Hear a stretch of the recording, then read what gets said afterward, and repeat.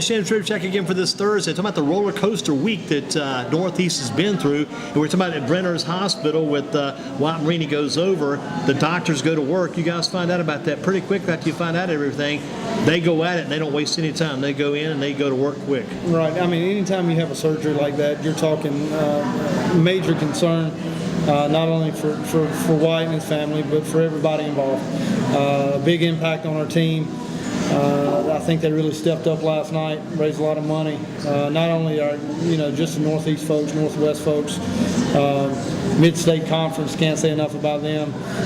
Randy Ballard at Eastern Alamance, the night that we actually found out, or the day he had the surgery, big time guy, top notch, went down, he led us in prayer. We all met on the mound. Really an emotional night, the first night, and after that we decided we were going to do this fundraiser, and it was a huge success that we turned around in 5 days.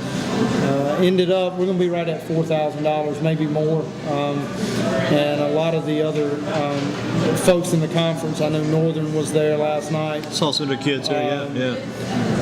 Coach Erskine at McMichael has been very supportive.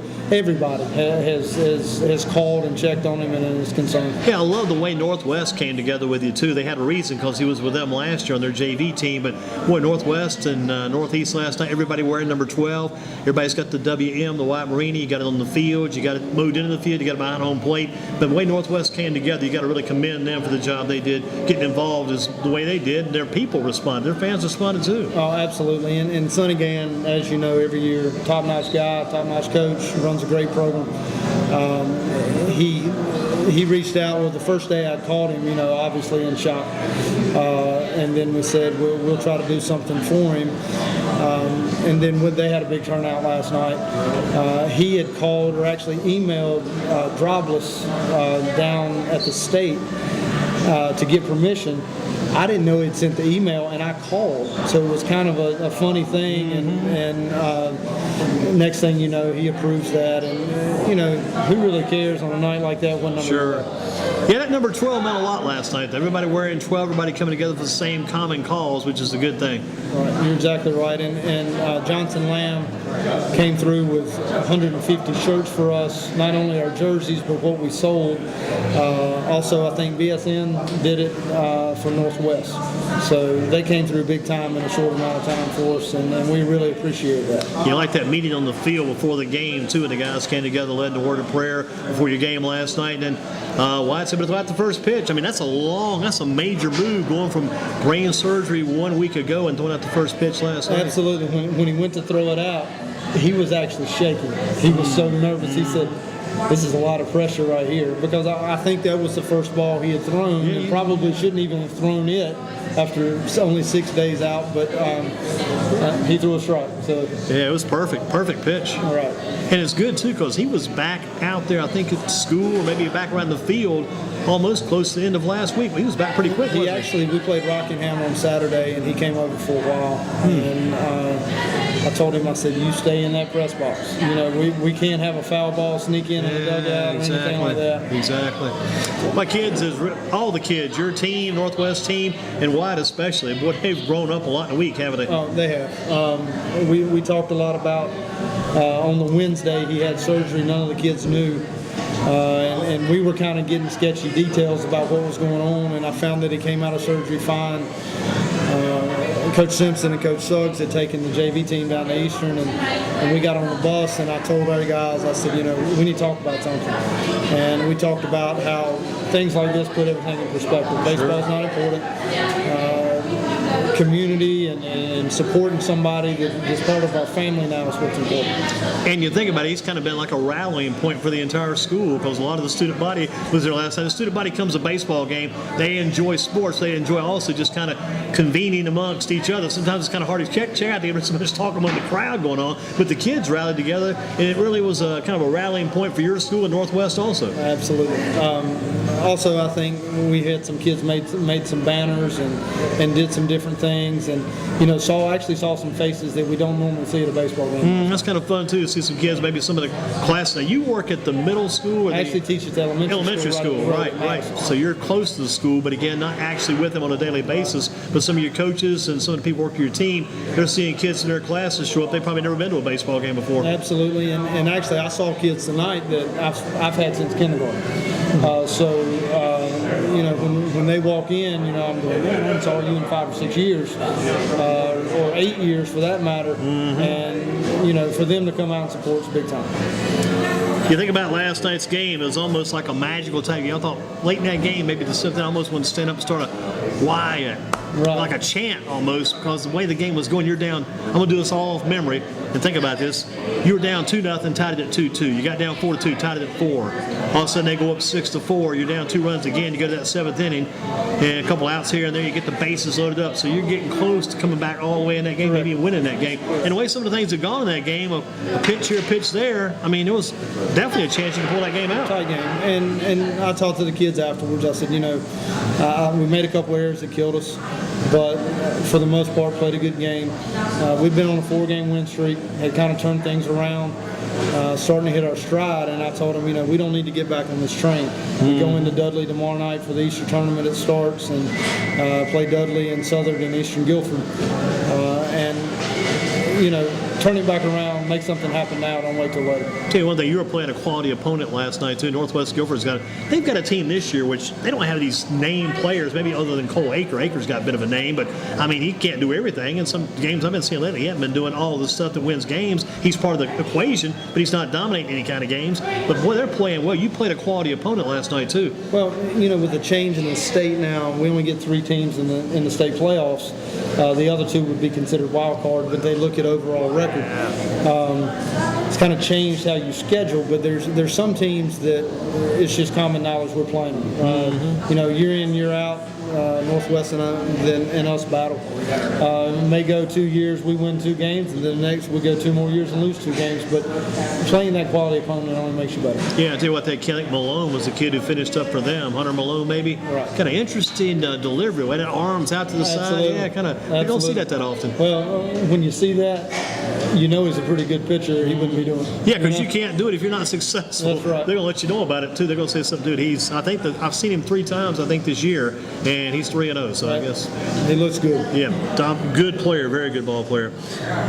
You think about some other things. You got Coach David Lawing still with you too. He's a big part of this program. I'm sure Absolutely. He hadn't seen anything like this before. It's probably good to have like a veteran coach around when things like this are going on. Sometimes that little extra help, a little extra advice is not a bad thing to have with you. Can't say enough about Coach Lawing. Been there for 36 years. Over 200 wins in his career at Northeast. I think 7, 8 conference championships. He was around when Bobby Chappell was there, and he actually started in middle school and worked his way up and then took over the varsity program. I've learned a tremendous amount from Coach Lawing.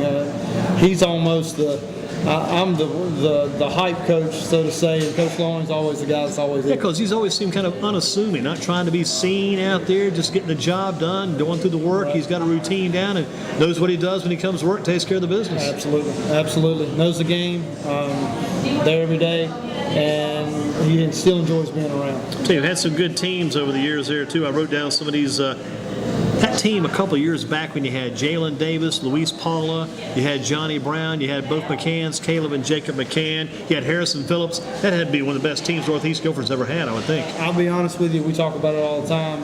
It may be one of the best teams ever played in the state. Yep. 29-game win streak and come up short in the state finals, but as good a kids as we've ever had. From top to bottom, can't say enough. We hit 51 home runs that year. It was amazing. Yeah, going back, it's still amazing. Yeah. And had 3 or 4 arms that were anywhere from 93, 94 to 86, 87 in there. So it's tough to beat when you've got arms and can swing it. And you look at Luis Paul. I think he's going to be with the West Virginia Power this year, Pirates organization in high class or low class, say, in the South Atlantic. I think that's where he's due this year. That kid has come a long way too. Absolutely. Went to Carolina, got drafted. Has been successful there in rookie ball last year, and sky's the limit. He has that, what they call projectable frame. And when you throw a 94, 95, and you're long and lanky, good things happen. Back when he was younger, he was like 6'2". They always had him on these different rosters, 6'2", weighing 125. All of a sudden, he filled out. Right, he filled out, and he worked his tail off. But from the time he came in as a freshman, he knew what his goal was. And, can't say enough about him. Same thing about Jalen. Actually, Jalen dove for a ball last week and tore his labrum. And he's out for the rest of the year for Appalachian, and he was tearing it up. Is this his junior or senior season? Year. Yeah, okay. But he's had a tremendous career. Wished he could have come out after his first game of his freshman year when he hit that home run off Carlos Rodon down at NC State back when he first started the very first game. Absolutely. That was crazy. We actually had 9 kids off that team go play a college sport. Remember Harrison Phillips went to High Point, and Jalen took off, and Caleb's at Appalachian. Yeah. Milloway, our little right fielder, he played, or he actually wrestled it out. And Johnny Brown was Johnny at Pfeiffer, Brown went to right? Pfeiffer. Yeah. So, they were successful. I see them all the time. They're constantly calling, how's things going, this or that. And I think I'm more proud of them, not only baseball, but they turned out to be fine young men. One of the best games I saw that year, and you might have noticed that game, I'm sure you did too, is that you guys played Asheboro. Smyrna hit a ball out toward Jose Alcon to center field. He makes the catch, he throws the ball to the plate to Jacob McCann. Jacob puts a tag on that runner coming for third base and almost knocks him back up the line all the way into the left field line and toward the left field corner. Remember that play? Absolutely. Just a heck of a play. That's one play I'll know because Jacob took so much control, and a super throw too by Colon to get it to him. Actually, he did that back to back. Yeah. I don't know if you remember that. I think he probably did. Yeah. He threw one guy out. There was a tying run, and then the very next hit up the middle, he did the same thing again. Posey is probably as good an athlete as ever played in Northeast. He had some unbridled talent, man. You get that talent with him together. It was really sharp. We were talking about him with some of our new kids here, and he never batted below 475 any year at Northeast. So freshman through his senior year, never batted below. Wasn't much bigger than a minute either. And could fly. Man, unreal. Great teams at those times, but nothing really. I guess some of that though. You think about all the success you guys had when you were an assistant coach and become a head coach. Had a very good year then. Had some good years since, and all that probably pales in comparison to what you've seen this past week. Well, like I said, puts everything in perspective. Baseball is a very important thing to us. We work our tails off. Myself, coaching staff, our kids. We talk about when you walk through the gate, it's business. That's the only way we get anybody. And, it doesn't really matter when it comes to a kid's well-being. We want him to stay healthy and do what he's supposed to do. Well, Wyatt has done what he's supposed to do, and I think a little bit more too. Some kids, it's a few kids, they kind of take a little reserve and kind of go backwards a little bit, kind of shy away from everything. He just jumped right in and kept rolling strong. Well, I think last night was as good a medicine as he could possibly have. All that support, I think he really enjoyed it. For him smiling and walking around from last week when we went to Brenner's, we walked in and he started to tear up a little bit and he said, "Coach, I can't play for 6 months." And, in the back of my head, I'm going, "Son, you're going to play again." And good things are going to happen with that attitude that he's concerned about baseball, not himself. And I told him, I said, "We're worried about you right now. We're not worried about this game." So, and good news came out of everything this week, too, about the tumor being benign like that. Absolutely. Kind of out there, up in the air, and we get the call Tuesday afternoon that everything's benign and won't have to have radiation or chemo.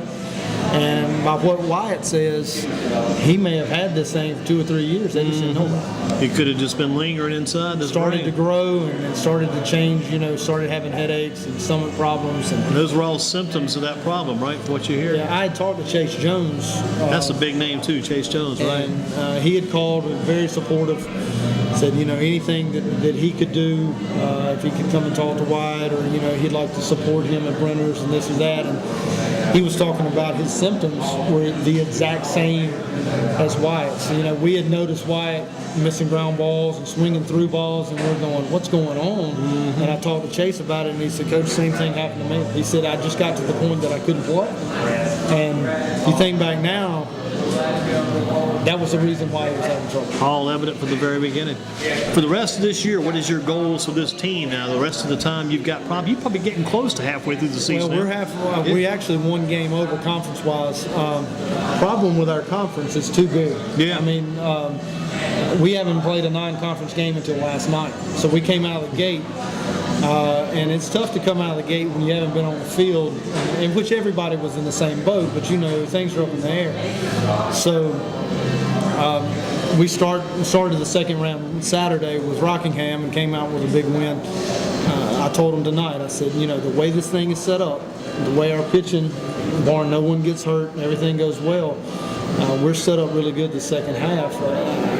We have a good Easter tournament and think about going in here and sweeping the second half. That put us in a good position to win a 27th conference championship. And you've already beaten Eastern Guilford this year, is that right? Eastern, Northern, Western Alamance. Well, you've beaten the powerhouses. Yeah. So, but, game to game, those guys can play. Oh, yeah. And Western Alamance is not going to lay down and say, we hear the Northeast has got the title. Western Alamance is coming out every night and get that. Western, and like I say, I can't say enough about the coaches at Western, at anybody in our conference, top-notch guys.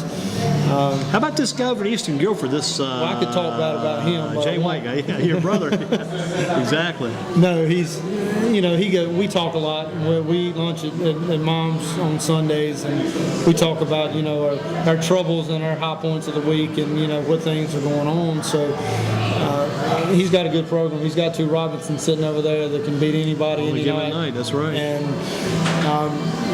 that's just the way it is. You better bring it. Anytime Northeast plays Eastern, it's going to be a tight game. All goes back to one thing you said earlier, the pitching. It all comes back to that pitching. Absolutely. Without a doubt. Coach, where did you play high school baseball? I played at Eastern Guilford. Eastern Guilford? Brady. Wow. That was some good days then, I'm sure. It was. And I learned a lot from Coach Brady. I think the world of him. And to go on and get the job at Northeast, eventually, started coaching JV and hung around and wanted to build a program and make it better. And, we've got great parent support. Super community right there. Absolutely. And they believe in what's going on baseball-wise. And the good thing, too, is the way your coaching staff is set up, you're almost set up to be able to handle something like what happened to Wyatt Marini because your coaching staff is so tight and so close together. We do. Coach Suggs played for me, and Coach Simpson was in Northeast also, and Coach Long's been around. Coach Tig, who's at the middle school, had been there for 26 years. He's helping us. So we have 5 coaches, and I tell our parents at the beginning of the year, sometimes you might not agree with us, but you're always going to get the same thing year after year, where some coaching staffs are like a revolving door, JV-wise. We've been able to keep this bunch together for about 9 years. So, that doesn't happen. Well, it sounds like a Tommy Pursley type approach. Well, yeah, and that's the approach Tommy had